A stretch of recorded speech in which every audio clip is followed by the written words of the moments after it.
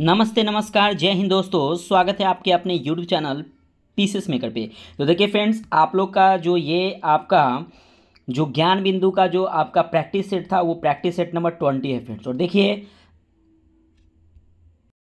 Friends, ये जो आपका प्रैक्टिस सेट नंबर 20 है और ये फ्रेंड्स आपका लास्ट सेट है। आपको मैंने अभी तक 1 से लेकर 20 तक करा दिया हूँ फ्रेंड्स, तो प्लीज़ आप उसे एक बार जरूर देखिएगा और मैं मास्टर वीडियो आप लोगों के लिए जल्दी प्रोवाइड करने वाला हूँ। ठीक है फ्रेंड्स, तो देखिए आप नीचे दिए गए डिस्क्रिप्शन बॉक्स में टेलीग्राम का लिंक है, इससे आप ज्वाइन हो जाइए। आपका जो फ्रेंड्स 7 अगस्त को बिहार पुलिस का डेट आ गया, तो मैं उसके लिए आपको ज्ञान बिंदु का बिहार पुलिस का स्पेशल मैं वीडियो आप लोगों के लिए मास्टर वीडियो अपलोड जल्दी करने वाला हूँ। तो please friends pieces maker channel को सब्सक्राइब कर लीजिए और इस पर बने रहिए। ठीक है, तो देखते हैं आज का हमारा फर्स्ट क्वेश्चन है कि भारत छोड़ो आंदोलन के समय इंग्लैंड के प्रधानमंत्री थे। तो देखिए फ्रेंड्स, अगर हम बात करते हैं भारत छोड़ो आंदोलन की, तो ये कब हुआ था? तो ये हुआ था 1942 से 44 तक क्या हुआ था, भारत छोड़ो आंदोलन हुआ था।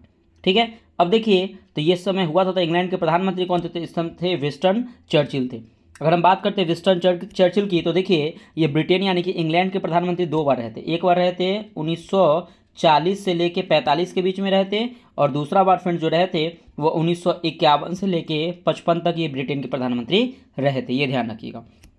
अब देखिए ये चैम्बरलेन जो थे वो 1937 से लेके 1940 तक क्या थे, ये ब्रिटेन के प्रधानमंत्री थे। ठीक है, अगर हम बात करते हैं क्लीमेंट एटली, तो आपको पता है ये बहुत इंपॉर्टेंट है कि जब भारत को जब 1947 में जब आज़ादी मिली थी ना 1947 में, तो इसी मतलब आज़ादी के समय कौन थे प्रधानमंत्री? 1945 से लेके 1945 से लेके 1950 के बीच में कौन थे फ्रेंड्स? तो यही क्लेमेंट एटली क्या थे? तो उस टाइम ब्रिटेन के प्रधानमंत्री थे। देखिए मैकडोनाल्ड की बात करते हैं फ्रेंड्स, तो देखिए मैकडोनाल्ड जो थे वो कौन थे? तो याद रखिए भारत में सविनय अवज्ञा जो आंदोलन हुआ था, आपको पता है कि सविनय अवज्ञा आंदोलन 1930 में हुआ था। तो जब भारत में सविनय अवज्ञा आंदोलन हुआ था तो उस समय ब्रिटेन के प्रधानमंत्री कौन थे? तो मैकडोनाल्ड थे। और याद रखिएगा, और तीनों गोलमेज सम्मेलन जो हुआ था ना उस टाइम भी देश के प्रधानमंत्री कौन थे? तो मैकडोनाल्ड थे। तो देखिए फ्रेंड्स ये बहुत इंपॉर्टेंट है। और याद रखिए विंस्टन चर्चिल के बारे में, तो इसी के समय क्या होता? द्वितीय विश्व युद्ध मतलब कि हुआ था। ठीक है ना, तो याद रखिएगा ये इसी के समय विंस्टन चर्चिल के समय जब द्वितीय विश्व युद्ध हुआ था तो ब्रिटेन जीत गया था, ये भी याद रखिएगा, इंपॉर्टेंट क्वेश्चन है। अगला क्वेश्चन है आपका 2 नंबर कि द्वितीय विश्व युद्ध के संबंध में भारतीय राष्ट्रीय कांग्रेस की क्या नीति थी? तो देखिए अब देखिए द्वितीय विश्व युद्ध के संबंध में ना भारतीय राष्ट्रीय कांग्रेस की नीति थी पूर्ण स्वतंत्रता का आश्वासन मिलने पर ब्रिटेन के सहयोग। तो ऑप्शन नंबर ए आपका सही हो जाएगा। 3 नंबर क्वेश्चन की कांग्रेस सोशलिस्ट पार्टी की पहली बैठक पटना में हुई थी, कब हुई थी? देखिए फ्रेंड्स, सबसे अगर हम पहले बात करते हैं ना कि ये जो पटना में जो हुई थी कब हुई थी, तो 1934 में हुई थी। और याद रखिएगा ये पटना में कहाँ पे हुई थी? तो याद रखिए के अंजुमन इस्लामिया हॉल में किया गया था इसका बैठक। याद रखिए कांग्रेस सोशलिस्ट पार्टी का जो बैठक किया गया था के अंजुमन इस्लामिया हॉल में किया गया था। और याद रखिए इसके प्रथम अध्यक्ष कौन थे? तो आचार्य नरेंद्र देव थे। तो इसके प्रथम महासचिव कौन थे? तो जयप्रकाश नारायण थे इसके प्रथम महासचिव, याद रखिएगा। अगला क्वेश्चन देखिएगा 4 नंबर क्वेश्चन है कि गांधी इरविन समझौता हुआ मुख्य रूप से। देखिए गांधी इरविन जो समझौता हुआ था, आपको पता है कि यह दिल्ली में हुआ था। गांधी इरविन समझौता दिल्ली में हुआ था, इसलिए हम लोग दिल्ली समझौता के नाम से इस पर जाना जाता है। और याद रखिएगा ये जो गांधी इरविन समझौता हुआ था ना वो गोलमेज सम्मेलन में कांग्रेस की भागीदारी सहज करने के लिए किया गया था, यानी कि ऑप्शन नंबर ए हो जाएगा। ठीक है, और गोलमेज सम्मेलन प्रथम कब हुआ था? तो 5 मार्च 19, याद रखिएगा गोलमेज सम्मेलन जो हुआ था वो 5 मार्च 1931 में हुआ था। ठीक है, और याद रखिएगा कि अगर जब गोलमेज जो ये भारत ये गांधी और इरविन के बीच में ये समझौता हुआ था उसको हम लोग सरोजिनी नायडू ने इसे दो महात्माओं को मिलन का संज्ञा दी थी। किसने? तो सरोजिनी नायडू ने, याद रखिएगा।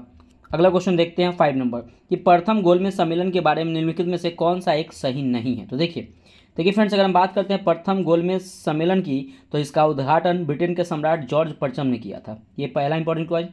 दूसरा है क्या कि जब प्रथम गोलमेज सम्मेलन हुआ था इसकी अध्यक्षता मैकडोनाल्ड ने किया था। ठीक है, तो ये ध्यान रखिएगा। तो देखिए यह 1930 में आयोजित हुई थी, ये सही है आपका।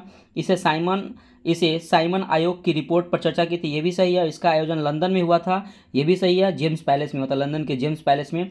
और इसमें कांग्रेस प्रतिनिधिमंडल ने प्रतिभाग किया था। तो ये आपका फ्रेंड्स ये आपका सम्मेलन सही नहीं है। ठीक है, तो इसमें भाग कांग्रेस ने लिया था। कांग्रेस ने दूसरा गोलमेज सम्मेलन में क्या होता है कि कांग्रेस ने भाग लिया था। अगला क्वेश्चन है 6 नंबर आपका, यदि भारत के प्रधानमंत्री संसद के उच्च सदन के सदस्य हैं तो क्या होगा? वे अविश्वास प्रस्ताव की स्थिति में अपने पक्ष में वोट नहीं दे सकेंगे, ये भी ध्यान रखिएगा।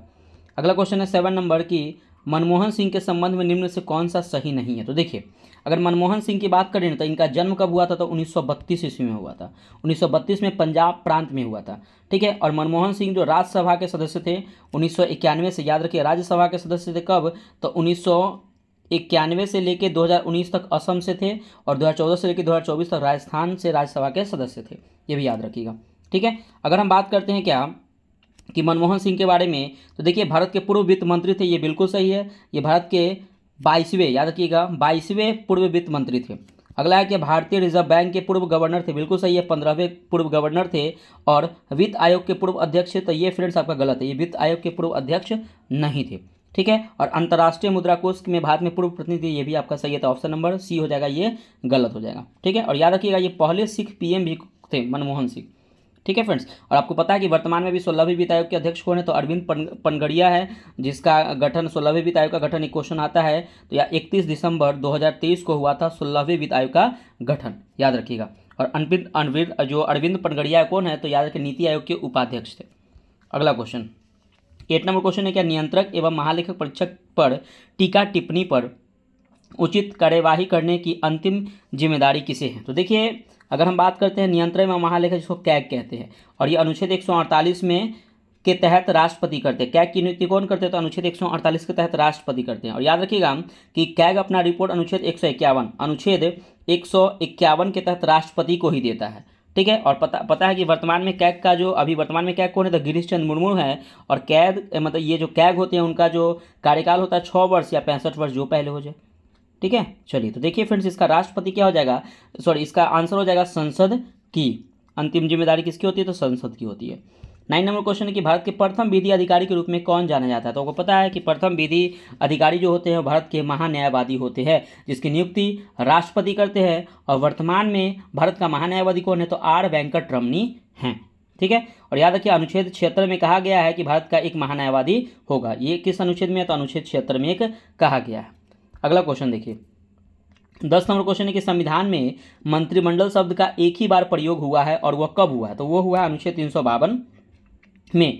और याद रखिएगा कि मंत्रिमंडल शब्द का प्रयोग ना पहले मंत्री परिषद शब्द प्रयोग मूल संविधान में नहीं था, लेकिन याद रखिए 44वें संविधान संशोधन 1978 में क्या हुआ था कि मंत्रिमंडल शब्द का जोड़ा गया था, अनुच्छेद 352 के तहत इसको जोड़ा गया था। तो इसका राइट आंसर हो जाएगा अनुच्छेद 352। आपको पता है कि अनुच्छेद 356 में क्या है, तो राष्ट्रपति शासन अनुच्छेद 356 में है, ठीक है। अनुच्छेद 76 में महान्यायवादी के बारे में बताया गया है। अगला आपका 11 नंबर की मकर रेखा नहीं गुजरती है। देखिए, मकर रेखा नहीं गुजरती है, तो देखिए अर्जेंटीना से गुजरती है, चिली से गुजरती है, और ब्राज़ील से गुजरती है, और प्रागवे से गुजरती है, और नामीबिया से गुजरती है, लेकिन बोलीविया से ये मकर रेखा नहीं गुजरती है।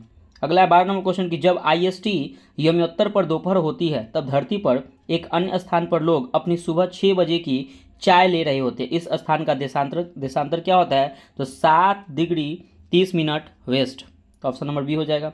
अगला 13 नंबर की वसंत विषुवत निम्नलिखित में से कब होता है। तो देखिए, ये जो बसंत विषुवत जो होता है ना, ये होता है आपका 21 मार्च को होता है, ध्यान रखिएगा। अगला क्वेश्चन है 14 नंबर की काहिरा का समय ग्रीनविच से 2 घंटा आगे अंतः यह स्थिति होता है, तो यह 30 डिग्री पूर्वी देशांतर पर होता है। ये BPCA का प्रीवियस ईयर क्वेश्चन पूछे हुए। और काहिरा आपको पता है कि ये मिस्र की राजधानी क्या होती है, तो काहिरा होती है। 15 नंबर क्वेश्चन है कि निम्नलिखित ग्रहों में कौन जीवन के अस्तित्व के लिए उपयुक्त हो सकता है। तो आपको पता है कि देखिए मंगल ग्रह जो होता है ना, जीवन के अस्तित्व के लिए उपयुक्त हो सकता है। मंगल ग्रह को ना फ्रेंड्स हम लोग लाल ग्रह भी कहते हैं। और याद रखिए बुध कौन है, तो बुध सबसे छोटा ग्रह है, ठीक है। और सूर्य की परिक्रमा सबसे कम दिनों में कौन करता है, तो बुध ही करता है। और सबसे बड़ा ग्रह कौन है, तो बृहस्पति है। और सबसे जो गर्म ग्रह कौन है, शुक्र है, जिसको जुड़वा बहन भोर का तारा शाम का तारा शुक्र ग्रह को कहते हैं। सबसे चमकीला यही होता है। आगे देखते हैं 16 नंबर है कि एशियाई खेलों में दर्पण पदक जीतने वाली पहली भारतीय महिला कौन थी। तो ये फ्रेंड्स वो कौन थी, तो कमलजीत संधू थी। याद रखें 1970 कब, तो 1970 में बैंकॉक में हुआ, तो वहाँ पे इन्होंने स्वर्ण पदक जीती थी एशियाई खेलों में। और पहला जो हुआ था वो ये एशियाई खेलों कब हुआ था, 1951 में हुआ था। कहाँ हुआ था, तो दिल्ली में हुआ था, ध्यान रखिएगा। अगला 17 नंबर कि स्पोर्ट्स अथॉरिटी ऑफ इंडिया की स्थापना किस वर्ष हुई थी। तो देखिए स्पोर्ट्स अथॉरिटी ऑफ इंडिया की स्थापना ये हुआ था 25 जनवरी, डेट याद रखिएगा 25 जनवरी 1984 को इसकी क्या हुई थी फ्रेंड्स, इसकी स्थापना हुई थी। अगला क्वेश्चन देखिएगा, नेक्स्ट क्वेश्चन है आपका 80 नंबर देखिएगा। 80 नंबर क्वेश्चन है आपका कि प्रतिवर्ष किसकी स्मृति में 13 फरवरी को महिला दिवस मनाया जाता है? तो आपको पता है फ्रेंड्स कि महिला दिवस की अगर हम बात करते हैं तो 13 फरवरी, यानी कि 13 मतलब कि सरोजनी नायडू की, यानी कि सरोजनी नायडू का जन्म कब हुआ था? तो 13 फरवरी 1879 को हुआ था। हैदराबाद में इनका जन्म हुआ था, ये इंपॉर्टेंट है। और इन्हीं के जन्म दिवस पे हम लोग क्या करते हैं? तो महिला दिवस मनाते हैं। आपको पता है एक अंतर्राष्ट्रीय महिला दिवस होता है, वो हम लोग मनाते हैं फ्रेंड्स 8 मार्च को। क्या मनाते हैं? अंतर्राष्ट्रीय महिला दिवस मनाते हैं। ठीक है, और याद रखिए सरोजनी नायडू का जो निधन हुआ था वो मार्च 1949 में क्या हो गया था फ्रेंड्स? इनका निधन हो गया था। कहाँ पे? तो संयुक्त प्रांत उत्तर प्रदेश में इनका निधन हो गया था। ठीक है, और आपको पता है कि यूपी की राज्यपाल, मतलब कि प्रथम महिला राज्यपाल यही थी। ठीक है, कौन? तो सरोजनी नायडू थी। और एक और क्वेश्चन यहाँ से बहुत इंपॉर्टेंट क्वेश्चन बनता है कि कांग्रेस की प्रथम भारतीय कांग्रेस महिला अध्यक्ष कौन बनी थी? तो सरोजनी नायडू। लेकिन पूछे कांग्रेस की प्रथम महिला अध्यक्ष कौन थी? तो एनी बेसेंट। लेकिन पूछे कि कांग्रेस की प्रथम भारतीय महिला अध्यक्ष कौन थी? तो सरोजनी नायडू थी। ठीक है, और एक और फ्रेंड्स यहाँ पे कहा था सरोजनी नायडू ने कि राज्यपाल पद की तुलना ना सरोजनी नायडू ने क्या किया? सोने के बंद चिड़िया से किया है। तो ये भी आप लोग ध्यान रखिएगा। अगला क्वेश्चन है आपका 19 नंबर, बहुत इंपॉर्टेंट क्वेश्चन है कि जय संहिता किसका मौलिक नाम है? तो आपको पता है कि महाभारत का। तो देखिए फ्रेंड्स, अगर हम बात करते हैं महाभारत की ना, तो देखिए पहले क्या था ना कि महाभारत शुरू में क्या था? महाभारत में जो श्लोक थे ना वो कितने थे? तो 8800 श्लोक थे। ठीक है, लेकिन बाद में क्या हुआ कि बाद में महाभारत में ना 24,000 क्या हो गए? श्लोक हो गए। तो बाद में 24,000 श्लोक हुआ ना, तो इसको भारत कहा गया। ठीक है, अभी वर्तमान में कितना है? तो 1 लाख से भी क्या है? तो 1 लाख से भी ज़्यादा श्लोक है, इसीलिए हम लोग अभी वर्तमान में इसे महाभारत कहते हैं। तो यही रीज़न है कि इसको महाभारत कहा जाता है। 20 नंबर क्वेश्चन है कि निम्नलिखित में से किसकी तुलना मैकियावेली के प्रिंस से की जा सकती है? तो याद रखिए कौटिल्य के अर्थशास्त्र की तुलना की जा सकती है। अगला क्वेश्चन है आपका 21 नंबर कि उत्तर वैदिक काल के संदर्भ में निम्नलिखित कथनों पर कौन सा कथन असत्य है? तो देखिए उत्तर वैदिक काल की आपको पता है फ्रेंड्स कि उत्तर वैदिक काल की जो शुरुआत हुई थी वो 1000 ईसा पूर्व से लेकर 600 ईसा पूर्व के बीच में उत्तर वैदिक काल हुआ था। और देखिए उत्तर वैदिक काल में ना छुआछूत जैसी काल में इसी काल में हुआ था छुआछूत जैसी प्रथा। ठीक है, अब देखिए क्या हुआ था इसमें, यहाँ पे पहला ऑप्शन ए देखते हैं कि इस काल में मनुष्य का संपूर्ण जीवन 4 आश्रमों में बट गया था। ये बिल्कुल आपका सही है। और इस काल में चारों वर्णों में समानता थी। नहीं देखिए फ्रेंड्स, इस काल में ना चारों वर्णों में समानता था, क्या था? असत्य, समानता नहीं थी। ऋग्वैदिक काल में समानता थी, लेकिन यहाँ पे जो थी मतलब उत्तर वैदिक काल में चारों वर्ण में समानता नहीं थी। और इस काल में देवाराधना में मुख्य रूप से यज्ञ किए जाते थे और इस काल में गोत्र तथा स्थापित हुई थी। ये भी सही, तो ऑप्शन नंबर हो जाएगा बी आपका गलत हो जाएगा, सत्य।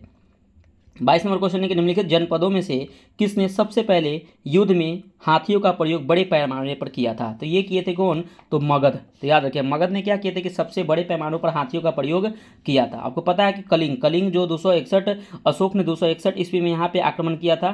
ठीक है, तोसली के राजा पर आक्रमण किया था कलिंग में। ठीक है, आपको पता है कि वैशाली की राजधानी क्या है? तो लिच्छवी है। ठीक, और अवंती उज्जैन की राजधानी। ठीक है, ध्यान रखिएगा।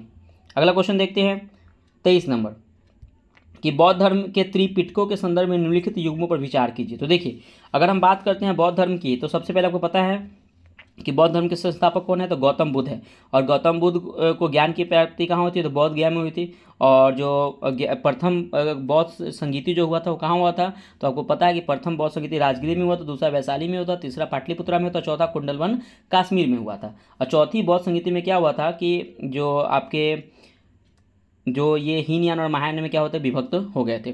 ठीक है, तो ये भी ध्यान रखिएगा। चलिए तो यहाँ पे देखते हैं फ्रेंड्स कि यहाँ पे विनय पिटक है। विनय पिटक जो है वो दर्शन विषय है, तो ये आपका गलत है फ्रेंड्स। नियमों का संग्रह, विनय पिटक जो है इसका विषय क्या है? नियमों का संग्रह है। दूसरा है सूत पिटक। सूत पिटक की अगर हम बात करते हैं तो ये बौद्ध की शिक्षा है, तो ये बिल्कुल सही है। और अभिधम पिटक के नियमों का संग्रह, ये आपका नहीं, गलत है, क्योंकि अभिधम पिटक में बुद्ध के उपदेशों की दार्शनिक व्यवस्था की गई है इसमें। तो ऑप्शन नंबर 2 हो जाएगा, यानी कि केवल 2 इसमें सही है। देखिए फ्रेंड्स, अगर हम बात करते हैं विनय पिटक की रचना उपाली ने की थी और सूत पिटक की रचना किसने की थी? तो आनंद ने की थी। और अभिधम पिटक की रचना किसने की थी? तो मोगलीपुत्र तीस ने लिखा था अभिधम पिटक को। और याद रखिए तृतीय बौद्ध संगीति में क्या हुआ था कि इसमें लिखा गया था अभिधम पिटक को मोगलीपुत्र तीस के द्वारा। तो यहाँ पे केवल 2 आपका बी नंबर ऑप्शन सही हो जाएगा। अगला 24 नंबर की मौर्य प्रशासन के संदर्भ में सन्निधता का पद संबंधित है, तो ये किससे संबंधित है? तो याद रखिएगा ये जो संबंधित है वो राजकीय कोष एवं भंडार गृह का मुख्य संरक्षक से यह संबंधित है। अगला क्वेश्चन है आपका 25 नंबर की, निम्नलिखित में से किस शासक ने प्रसिद्ध सुदर्शन झील का जीर्णोद्धार करवाया? तो देखिए फ्रेंड्स, अगर हम सुदर्शन झील की बात करें तो आपको पता है कि ये सुदर्शन झील ना गुजरात के किसान को सिंचाई के लिए ना चंद्रगुप्त मौर्य ने इस झील का निर्माण किसने करवाया था? क्वेश्चन ये आता है। तो चंद्रगुप्त मौर्य ने इस झील का निर्माण कराया था, किस लिए? तो गुजरात के किसान को सिंचाई करने के लिए करवाया गया था।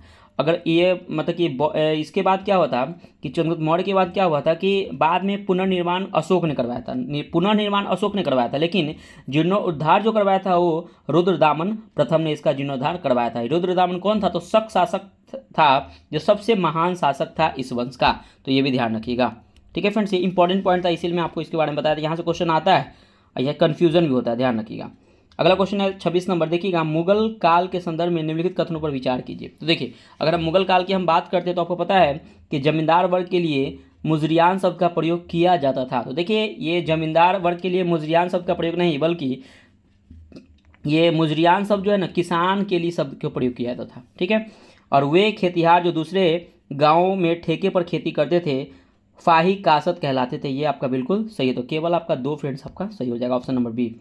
अगला देखिए फ्रेंड्स 27 नंबर क्वेश्चन है कि निम्नलिखित युग्मों पर विचार कीजिए। देखिए, तीर्थ यात्रा कर की समाप्ति। देखिए, तीर्थ यात्रा कर की समाप्ति ना 1564 में नहीं, बल्कि नोट डाउन कर लीजिएगा, 1563 में एक तीर्थ यात्रा की समाप्ति किया था। किसने? तो आपको पता है कि अकबर ने किया था, और यह सिख धर्म के तीसरे गुरु अमरदास के सलाह पर इन्होंने किया था 1563 में। दूसरा, जजिया कर की समाप्ति 1567 में नहीं, बल्कि 1564 में किया था अकबर ने, और राजधानी को लाहौर स्थानांतरण 1575 में नहीं, बल्कि 1585 में किया था। किसने? तो अकबर ने। ठीक है, और पहली राजधानी क्या थी? तो पहली राजधानी आगरा थी। ये भी ध्यान रखिएगा। तो ऑप्शन हो जाएगा डी, यानी कि इनमें से कोई सुमेलित नहीं है, 1 2 3। अगला क्वेश्चन है आपका 28 नंबर कि खजाइनुल फतूह नामक साहित्य में निम्नलिखित में से किस शासक के शौर्य का वर्णन किया गया है? तो इसमें जो वर्णन किया गया है फ्रेंड्स, वो किया गया अलाउद्दीन खिलजी के बारे में किया गया। और याद रखिएगा, ये जो खजाइनुल फतूह जो है ये अमीर खुसरो ने लिखा था इसको। ठीक है, और खजाइनुल फतूह जो है अलाउद्दीन खिलजी का विजय का अभियान के बारे में इस पुस्तक में वर्णित है। अगला क्वेश्चन है 29 नंबर की, विजयनगर साम्राज्य के संदर्भ में कुदुरई चेट्टी शब्द का संबंध निम्नलिखित में से किससे है? तो देखिए, इसका संबंध जो है वह घोड़े के व्यापारियों से संबंधित है। अगला 30 नंबर की, निम्नलिखित में से कौन सा कुतुब मीनार का निर्माण से संबंधित है? तो देखिए फ्रेंड्स, अगर हम बात करें कुतुब मीनार की, तो कुतुब मीनार की जो नींव जो किसने डाली थी? तो नींव डाली थी कुतुबुद्दीन ऐबक ने। ठीक है, ये ध्यान रखिएगा। और इसको पूरा करवाया था इल्तुतमिश ने। ठीक है, और फिरोज शाह तुगलक ने क्या करवाया था फ्रेंड्स? ये 5वीं मंजिल बनवाया था फिरोज शाह तुगलक ने। ठीक है ना, तो यहाँ पे जो फ्रेंड्स आपका जो आंसर हो जाएगा ना, वो केवल 1 और 3 होगा। ठीक है, सॉरी, केवल 1 और 3, यानी कि ऑप्शन नंबर डी हो जाएगा। ठीक है, अब देखिए, अगर हम बात यहाँ पे लिखते हैं अलाउद्दीन खिलजी की, तो आपको पता है कि अलाई दरवाजा 1000 खंभों का महल किसने बनवाया था? तो अलाउद्दीन खिलजी ने बनवाया था। शेर शाह सूरी, आपको पता है कि ग्रैंड ट्रंक रोड किसने बनवाया था? शेर शाह सूरी ने बनवाया था। अगला 31 नंबर की, निम्नलिखित पहाड़ियों जातियों को पश्चिम से पूर्व सही क्रम को पहचाने। देखिए फ्रेंड्स, अगर बात करते हैं गारो, खासी, जयंतिया, ये पहाड़ियाँ जो है ना, ये आपका कहाँ है? तो मेघालय में है। और नागा पहाड़िया आपका कहाँ है? नागालैंड में। तो ऑप्शन नंबर सी आपका सही हो जाएगा। अगला 32 नंबर की, राष्ट्रीय जलमार्ग संख्या 1 जोड़ता है। तो ये याद रखिएगा, इलाहाबाद से हल्दिया को जोड़ता है कौन? तो राष्ट्रीय जलमार्ग संख्या 1। राष्ट्रीय जलमार्ग संख्या 2 सदिया से धुबरी को जोड़ता है। राष्ट्रीय जलमार्ग संख्या 3 जो है वो कोल्लम से कोट्टमपुरम को जोड़ता है। और राष्ट्रीय जलमार्ग संख्या 4 जो है वो काकीनाडा से पुदुचेरी को जोड़ता है। ठीक है फ्रेंड्स, अगला देखते हैं 33 नंबर क्वेश्चन है। देखिए क्वेश्चन फ्रेंड्स है कि जनगणना 2011 के अनुसार निम्नलिखित में से किस भारतीय राज्य की जनसंख्या की वृद्धि नकारात्मक दर्ज की गई? देखिए, नकारात्मक मतलब क्या है? जनसंख्या वहाँ पे कम हुआ। तो कौन सा राज्य है? तो वो नागालैंड है। लेकिन क्वेश्चन है क्या कि जनसंख्या वृद्धि सबसे अधिक कहाँ रही है? तो वो रही है, याद रखिएगा, मेघालय में, जहाँ पे सबसे ज़्यादा वर्षा होता है। पूरे विश्व में सबसे ज़्यादा वर्षा कहाँ होता है? तो मेघालय के मानसीराम में होता है। तो याद रखिए, ऑप्शन नंबर डी यहाँ पे राइट आंसर हो जाएगा। अगला क्वेश्चन आपका 34 नंबर कि निम्नलिखित में से कौन सी मिश्रित खेती की प्रमुख विशेषता है? देखिए, मिश्रित खेती का मतलब क्या? पशुपालन और शस्य उत्पादन का एक साथ करना। शस्य उत्पादन का मतलब फ्रेंड्स होता है फसल उत्पादन।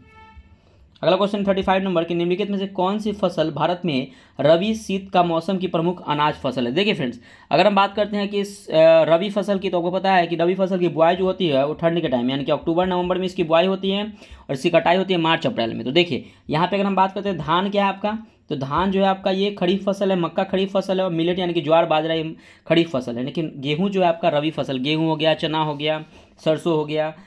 ठीक है फ्रेंड्स, ये आपका क्या है? तो रबी फसल जो ठंड के दिनों में उगता है, याद रखिएगा।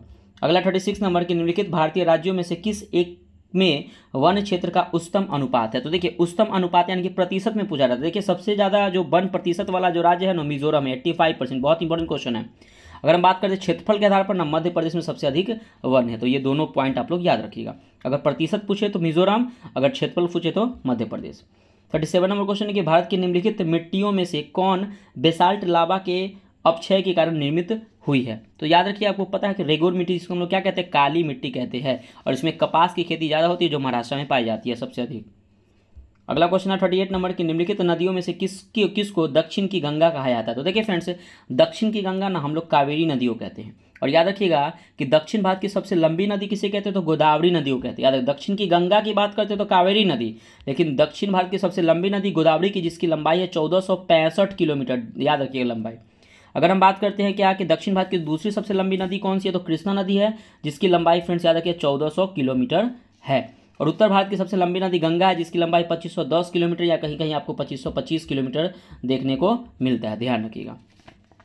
अगला क्वेश्चन है 39 नंबर की भारत की निम्नलिखित झीलों में से कौन जम्मू एवं कश्मीर में अवस्थित है। तो देखिए अगर हम बात करते हैं फुल्लर झील, तो ये आपका उत्तर प्रदेश में, फुल्लर झील कहाँ है, उत्तर प्रदेश में। कोलेरू झील फ्रेंड्स आपका कहाँ है, आंध्र प्रदेश में है। और आपका अंचार झील कहाँ है फ्रेंड्स, ये आपका श्रीनगर में है। और हमीरसर झील कहाँ है, तो आप गुजरात में। तो right answer option number C हो जाएगा। अंचार झील आपके कहाँ है फ्रेंड्स, तो ये श्रीनगर में। देखिए फ्रेंड्स मैं आपका चारों ऑप्शन अच्छे से एक्सप्लेन करता हूँ, तो प्लीज़ फ्रेंड्स वीडियो कैसा लगा कमेंट करके बताएगा, वीडियो को लाइक जरूर कीजिएगा और बताएगा फ्रेंड्स कि आपको वीडियो कैसा लगा। ठीक है, अगला देखते हैं क्वेश्चन 40 नंबर की निम्नलिखित में से कौन सा सुमेलित नहीं है। तो देखिए गर्म जल स्रोत है और अवस्थिति है। तो देखिए अगर हम बात करते हैं कि मणिकरण जो गर्म जल स्रोत है, इसका अवस्थिति कहाँ है, तो हिमाचल प्रदेश में है। ज्वालामुखी गर्म जल स्रोत का जो अवस्थिति है वो जम्मू कश्मीर नहीं बल्कि हिमाचल प्रदेश में है। और अनहोनी गर्म जल स्रोत जो है वो मध्य प्रदेश में, बिल्कुल सही है। और तप्त पानी बहुत बार पूछे हुए थे, उड़ीसा में स्थित है। ऑप्शन नंबर बी हो जाएगा राइट आंसर। अगला क्वेश्चन है 41 नंबर की भारत में उच्च विधान पालिका यानी कि स्टेट लेजिस्लेटिव्स का उच्च सदन कौन सा है। तो देखिए इसका उच्च सदन जो होता है ना वो विधान पालिका परिषद होता है। देखिए उच्च सदन विधान परिषद होता है और निम्न सदन विधानसभा होता है। जैसा उच्च सदन क्या होता है, राज्यसभा होता है, और निम्न सदन लोकसभा होता है, उसी प्रकार से। ठीक है, तो ये भी ध्यान रखिएगा। स्टेट की बात करते हैं वो केंद्र में होता है। 42 नंबर क्वेश्चन की भारतीय संविधान के अनुच्छेद 170 के अनुसार किसी राज्य की विधानसभा के सदस्यों की न्यूनतम तथा अधिकतम संख्या क्रमशः हो सकती है। आपके बिहार दरोगा के पीटी एग्जाम में क्वेश्चन पूछा था, ध्यान रखिएगा फ्रेंड्स। ठीक है, तो देखिए इसकी अधिकतम और न्यूनतम संख्या की बात करते हैं ना, तो देखिए फ्रेंड्स न्यूनतम संख्या जो होती है 60 हो सकती है और अधिकतम कितनी हो सकती है, तो 5 हो सकती है। देखिए अनुच्छेद 171 में कहा गया, अनुच्छेद 171 के विधान परिषद में कम से कम कितना सीट होना चाहिए, 40 सीट होना चाहिए। और विधानसभा के 1/3 सदस्य से अधिक सदस्य नहीं होना होगा, तो ये भी ध्यान रखिएगा। 43 नंबर क्वेश्चन आपका कि निम्नलिखित में से किस राज्य में द्विसदनात्मक विधायिका नहीं है। तो देखिए द्विसदनात्मक विधायिका मतलब समझ में आता है जहाँ पे विधानसभा और विधान परिषद दोनों हो। तो पता है आपको कि 6 राज्य में ना द्विसदनात्मक विधायिका है। तो पहला आपको पता है ऑप्शन में यूपी आपका है, बिहार है और कर्नाटक है। 3 हो गया, 3 और याद रखिएगा, महाराष्ट्र, आंध्र प्रदेश, तेलंगाना। लेकिन याद रखिए एमपी यानी कि मध्य प्रदेश में नहीं। ऑप्शन नंबर बी हो जाएगा राइट। 44 नंबर के निम्न में से किसको भंग नहीं किया जा सकता है परंतु समाप्त किया जा सकता है। तो याद रखिएगा ये जो राज्य विधान परिषद को भंग नहीं किया जा सकता लेकिन इसको समाप्त किया था अनुच्छेद 169 के तहत 169। अगला क्वेश्चन है आपका 45 नंबर की भारत की पहली महिला मुख्यमंत्री बनी है। तो देखिए भारत की पहली महिला मुख्यमंत्री बनी थी कौन, तो सुचेता कृपलानी। ये कब बनी थी, तो डेट याद रखिए 1963 से लेकर 67 तक मुख्यमंत्री थी और यूपी में बनी थी, यूपी के चौथी सीएम थी, ध्यान रखिएगा। 46 नंबर की भारत के संविधान के अंतर्गत आर्थिक योजना विषय है। तो याद रखिए आर्थिक योजना विषय किसका, तो ये है आपका संवर्ती सूची का। 47 नंबर क्वेश्चन की भारतीय संविधान की 10वीं अनुसूची का संबंध किससे है। तो देखिए 10वीं अनुसूची का संबंध 10 से 10वीं और 10 से दल बदल विरोधी कानून का है। तो पता है फ्रेंड्स कि 10वीं अनुसूची ना ये इसको मूल संविधान में नहीं था, लेकिन याद रखिएगा कि 52वां संविधान संशोधन 1985 में इसको शामिल किया गया था। उस समय पीएम कौन थे, तो राजीव गांधी थे। अगला 48 नंबर की पंचायतों को संवैधानिक दर्जा प्रदान किया गया है। तो देखिए पंचायतों को संवैधानिक दर्जा जो प्रदान किया गया है ना वो अनुच्छेद 243 के अंतर्गत इसको प्रदान किया गया है। आपको पता है कि 73वां संविधान संशोधन 1993 के तहत 73वां संविधान संशोधन 1993 के तहत इसमें याद रखिएगा कि 243 से 243 AO जोड़ा गया है, ये भी ध्यान रखिएगा। अगला 49 नंबर की दादर और नगर हवेली तथा दमन और दीव संघ राज्य क्षेत्रों का विलय अधिनियम 2019 कब प्रवर्तन में आया। तो ये कब आया फ्रेंड्स, तो ये आया है आपका 26 जनवरी 2020 को आया है। अगला है हमारा 50 नंबर और आज का ये लास्ट क्वेश्चन, मतलब ये पूरे सेट जो आपका 1 से लेकर 20 तक था उसका आज का लास्ट क्वेश्चन है देखिए फ्रेंड्स, ठीक है। तो प्लीज़ ये आपका मास्टर वीडियो रहेगा, ठीक है, आप लोगों के लिए। तो प्लीज़ आप इस बताइए कमेंट करके फ्रेंड्स ये वीडियो कैसा लगा, कमेंट जरूर कीजिएगा, क्योंकि देखिए एक सेट में आपका फ्रेंड्स 50 क्वेश्चन है, ठीक है। तो सोच लीजिए फ्रेंड्स इसमें 20, अगर 50 में अगर हम लोग 20 से मल्टीप्लाई करते हैं फ्रेंड्स, आपको पता है कि लगभग 1000 क्वेश्चन तो ऐसे होंगे, और जो 1000 में चारों क्वेश्चन चारों ऑप्शन को एक्सप्लेन किया हो तो लगभग आपका 4000 क्वेश्चन यहाँ पे हो जाता है फ्रेंड्स। तो सोचिए 4000 क्वेश्चन आपके सभी एग्जाम के लिए कितना ज़्यादा इंपॉर्टेंट हो सकता है। तो प्लीज़ फ्रेंड्स मैं इसका बिहार पुलिस के लिए मास्टर वीडियो मैं जल्दी अपलोड कर रहा हूँ और आप लोगों के लिए, ताकि आपका एग्जाम में क्वेश्चन एक भी नहीं छूटे, क्योंकि आपका देखिए फ्रेंड्स 7 अगस्त को डेट आ गया है, लगभग आपको 1 महीना एग्जाम चलेगा अगस्त में। तो प्लीज़ आप वीडियो को जरूर देखिएगा, ज़्यादा से शेयर कीजिएगा फ्रेंड्स। वीडियो कैसा लगा कमेंट करके जरूर बताइएगा फ्रेंड्स, ठीक है। तो आप जरूर बताइएगा। देखिए क्वेश्चन 50 नंबर है कि निम्नलिखित कथनों पर विचार कीजिए। तो देखिए क्वेश्चन है क्या है कि किसी संविधान संशोधन विधेयक को भारत में राष्ट्रपति की पूर्व सिफारिश की अपेक्षा होती है, तो नहीं, अपेक्षा नहीं होती है, तो आपका पहला गलत हो गया। दूसरा है कि जब कोई संविधान संशोधन विधेयक भारत के राष्ट्रपति के समकक्ष प्रस्तुत किया जाता है तो भारत के राष्ट्रपति के लिए यह बाध्य है कि वो अपनी अनुमति दे तो बिल्कुल दे, और संविधान संशोधन विधेयक लोकसभा और राज्यसभा दोनों और विशेष बहुमत से पारित होना चाहिए, और इसके लिए संयुक्त बैठक का कोई उपबंध नहीं है। तो हाँ बिल्कुल इसका उपबंध नहीं है। तो ऑप्शन नंबर हो जाएगा बी, 2 और 3 इसका राइट आंसर हो जाएगा। तो देखिए फ्रेंड्स यहाँ पे आपका ये प्रैक्टिस सेट कंप्लीट होता है फ्रेंड्स। वीडियो कैसा लगा कमेंट करके बताइएगा, और आपके आने वाले जो बिहार पुलिस एग्जाम है, बिहार एसएससी एग्जाम है या बीपीएससी का एग्जाम है, उसके लिए बहुत बेनिफिट रहेगा। प्लीज़ आप वीडियो को शुरू से लेकर अंत तक जरूर देखिएगा। ये लगभग आपका 4000 क्वेश्चन इसमें दिया हुआ है, मतलब 4000 क्वेश्चन आपको लगभग आपके एग्जाम में यहाँ से क्वेश्चन आएंगे बनेंगे। प्लीज़ आप एक बार जरूर देखिएगा। वीडियो कैसा लगा कमेंट करके बताइएगा फ्रेंड्स। ऐसे ही मास्टर वीडियो देखने के लिए चैनल को सब्सक्राइब जरूर कीजिएगा, ऐसे ही मैं आप लोगों के लिए वीडियो प्रोवाइड करता रहूँगा, ठीक है फ्रेंड्स। तो मिलते हैं नेक्स्ट वीडियो में, बाय बाय, जय हिंद दोस्तों।